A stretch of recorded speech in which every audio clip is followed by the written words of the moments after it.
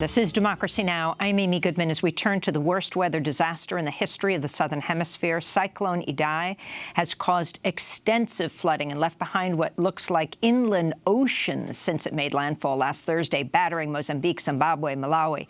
The World Meteorological Organization has called the storm the Southern Hemisphere's worst tropical cyclone on record. Officials say the death toll is over 400. The number is expected to rise. More than 400,000 people could be displaced in Mozambique.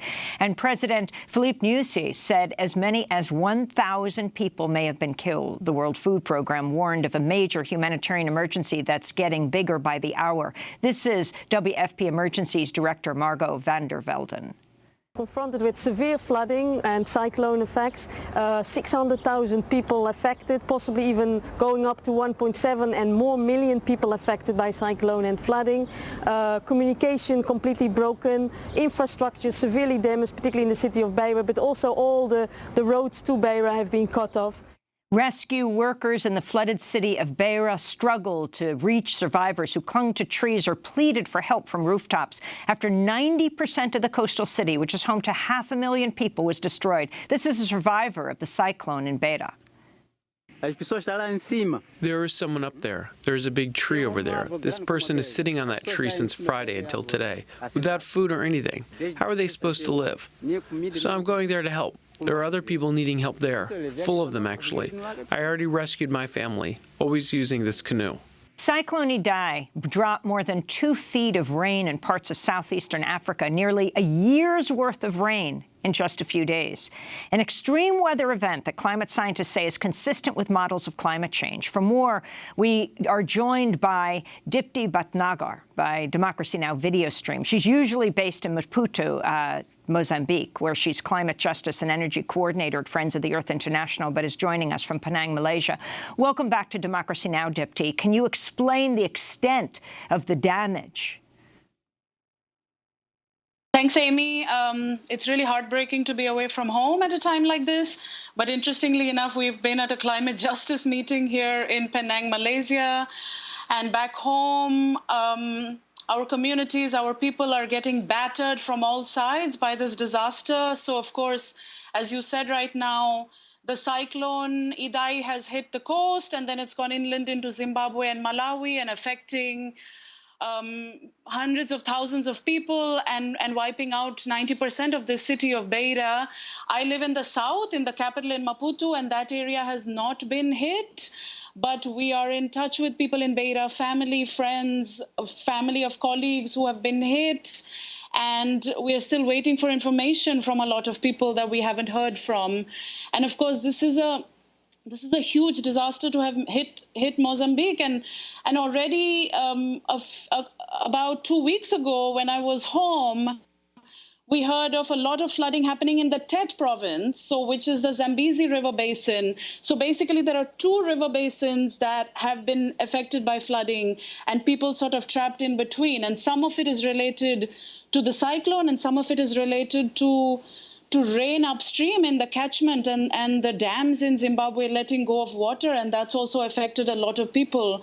And as you just heard, it's absolutely heartbreaking. I mean, you've had people stuck on rooftops, you've had people stuck without water and food, and a lot of organizations from Mozambique, including mine, which is Justiça Ambiental, meaning environmental justice, from the capital, which is Friends of the Earth Mozambique, has been trying to do whatever we can to support the relief efforts, because the very most urgent thing that's needed right now is to be able to get emergency relief to people who are still could have a chance to survive. Hundreds of thousands have been displaced over the past week because of Cyclone Idai, where residents of affected areas are describing the devastation.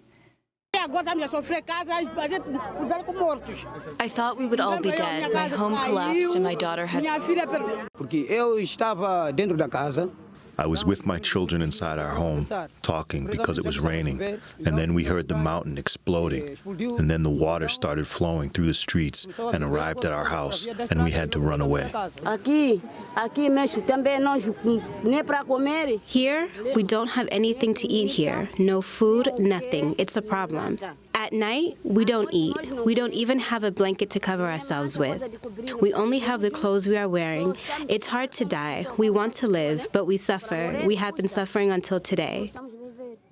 Dipti Bhatnagar, can you talk about the link between climate change and this cyclone?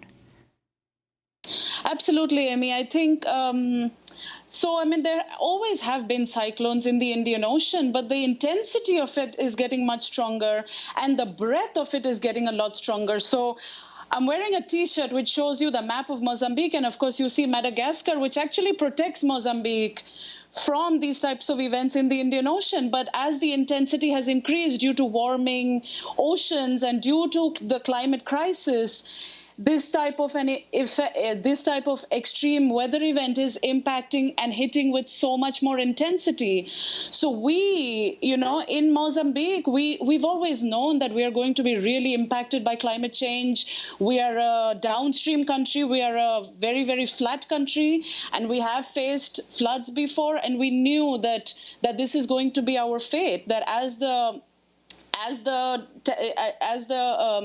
oceans warm and as the atmosphere warms, this is going to have direct impacts on our people, and that's what you see happening right now.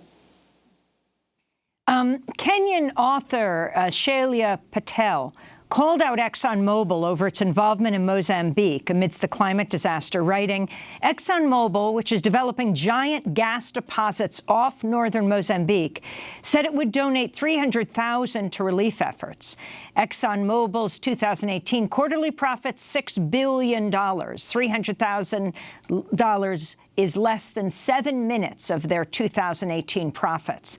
Author and activist Naomi Klein retweeted Patel's tweet, adding, tell Exxon to pay its climate debts starting right now. Dipti Bhatnagar, your response.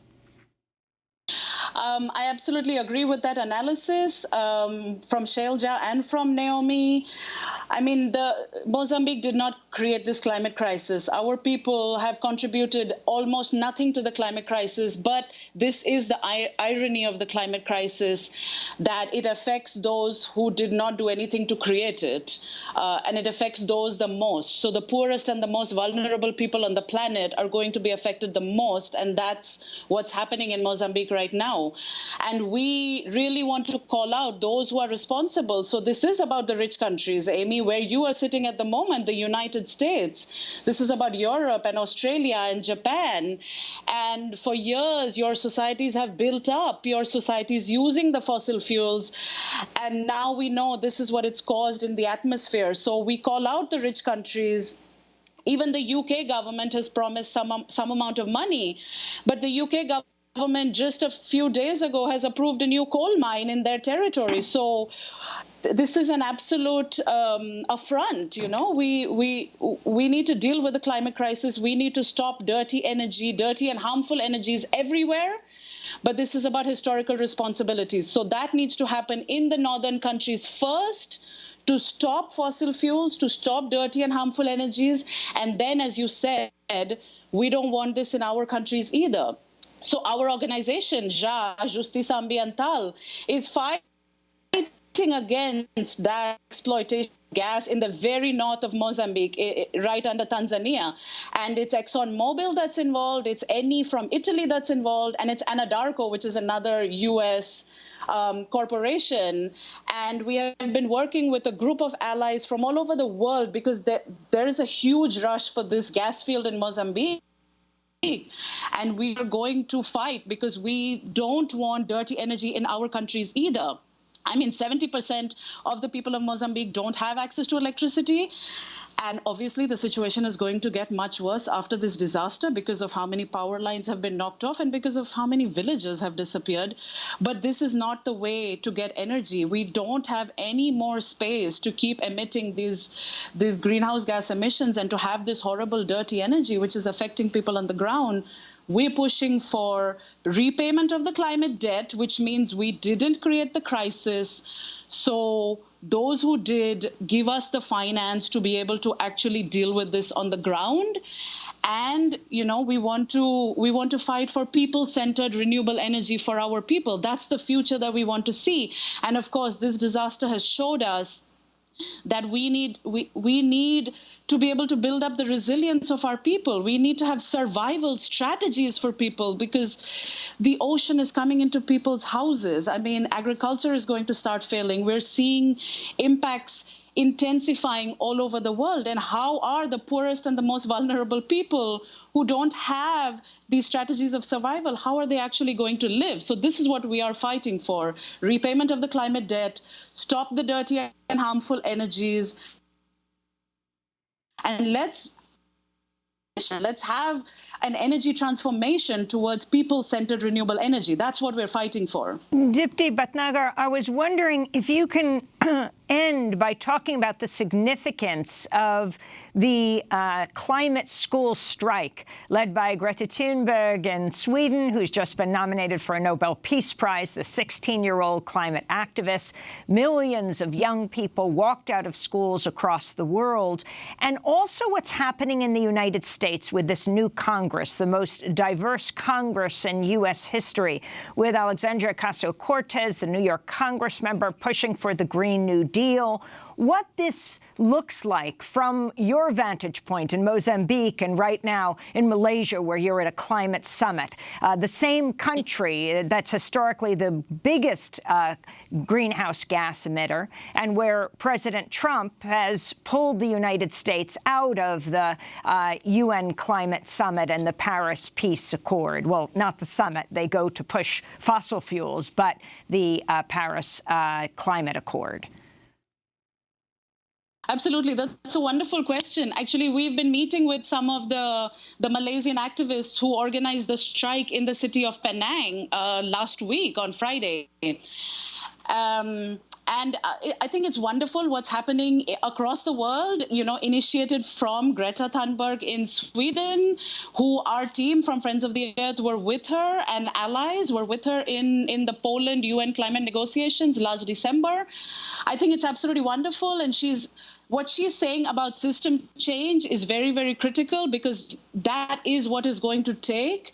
That level of transformation is what we need to be able to stop the climate crisis, but also to serve the people who the current system never served, those who don't have electricity and those who struggle to have food on the table. I mean, we're talking about a world of increasing inequality.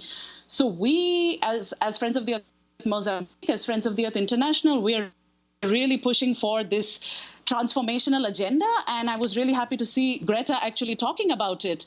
However, I don't think that the school strikers in some of the other countries are actually making those links, and that's where I think we want to offer a connection. Those of us from the South, from the southern countries, we would love to talk to you. We would love to talk to the school strikers. We would love to talk to those in the parliament in the U.S. who are pushing this Green New Deal, to say this is absolutely wonderful what you're doing. Let's not forget about equity. Let's not forget about the South. Let's not forget about historical responsibility. So I think the work that's happening is wonderful. I think we want to make sure that they realize we are also in the boat with them, us in the South, and that there is a responsibility that they have, not just to stopping climate change, but actually doing it in an equitable way. So I'm offering myself. I am available anytime to speak to school strikers, to speak with people in the U.S. Congress, our allies. We've just been talking about this at our climate justice meetings. We really want to reach out.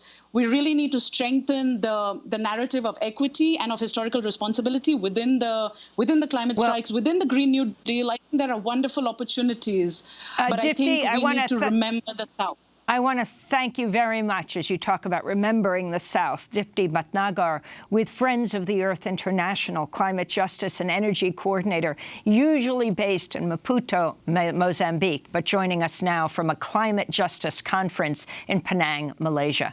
This is Democracy Now! When we come back, Lakota historian Nick Estes on his new book, Our History is the Future. Stay with us.